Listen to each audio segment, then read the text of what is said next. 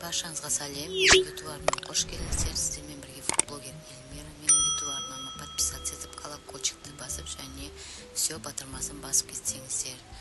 Сіздермен бүгін қияр, помидор тұздау видеосымен бөлісетін боламын. Яғни қысқа дайындық. Бізге керегі стерилизованный банка, яғни 20 минут буға стерилизовать етіп аламыз. Содан кейін қалған қосатын ингредиенттеріміздің бәрін тазалап дайындап қоямыз, жуып тазалап. Бізге укроп саламыз банкімізге, хрен, ащы бұрыш, қызыл бұрыш, чеснок, қара бұрыш, домалақ, қара бұрыш, 5-6 өздерінің қалауынша саласыздар, және лавр жапырағын, лавровый лист. Осы бәріне салып шығамыз әрқайсысына. 5-6-да 10 шақтысының өздерінің қалауынша. 1-2 лавр жапырағын біз әр банкіге осылай салып шығамыз да. Жаңағы жуылған, тазаланған қияр помидорымызды мен өзімнің бақшамнан осындай қияр помидор еккем. Сол өсіп осылай өзім банкі жауып жүрмін. Осы қиярдың екі жағын керек емес жерлерін тазалап аламыз қияр. Осылай тізбектеп бірінші қияр салып шығамыз.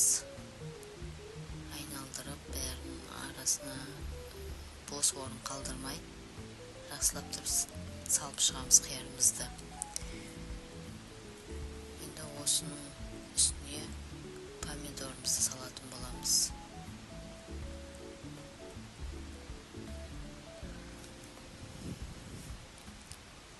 Жақсылап тұрып помидорымызды салып шығамыз.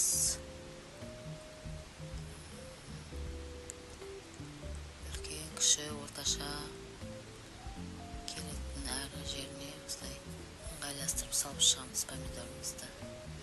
Қатты толтырудың қажеті жоқ.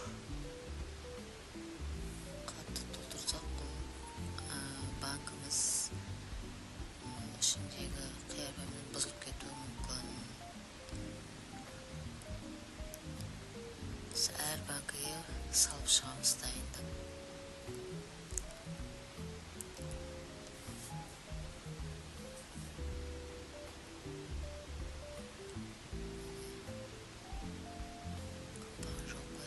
Қалған банкімізді осылай толтырып шығамыз.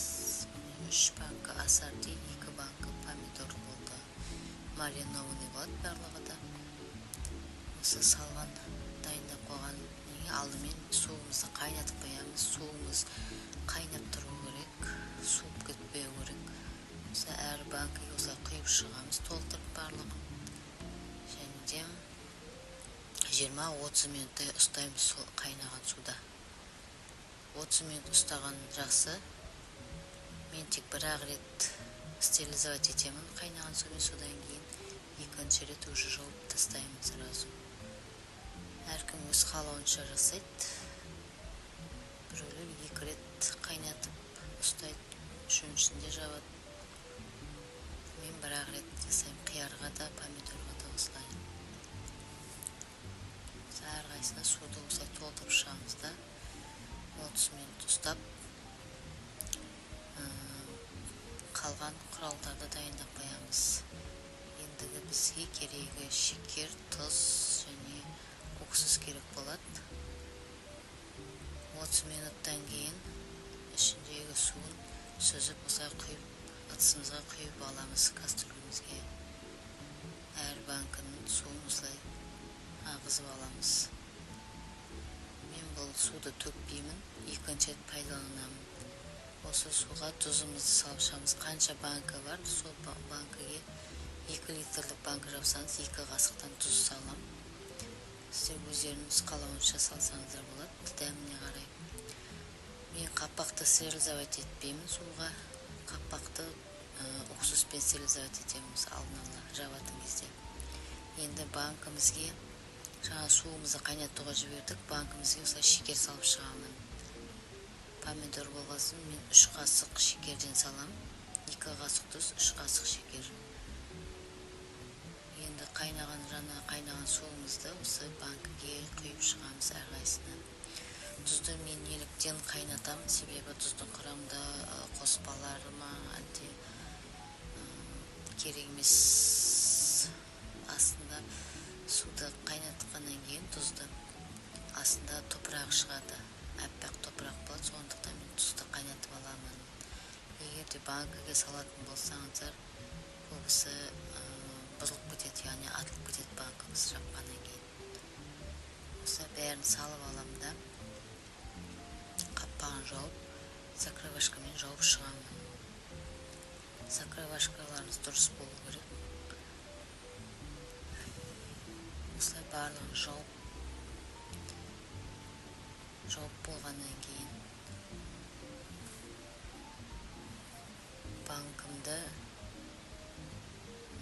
әр банкімді домалатып аламын, яғни шайқап аламын, себебі ішінде шекері әбден еру керек.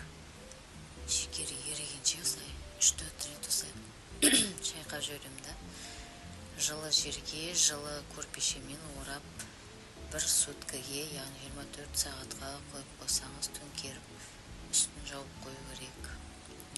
Яғни айналдырып жауып тастау керек, астын үстін барлығын. Жылы тұру керек. Сол кезде қияр, помидоры бәрі маринадталады. 24 сағаттан кейін банкілеріңізді қайтадан қаппағын жоғары қарай қойып, салқын жерге қойсаңыздар болады. Осы видеоны достарыңызға таратып, осыны видеоңызда комментариймен бөлісіп кетсеңіздер.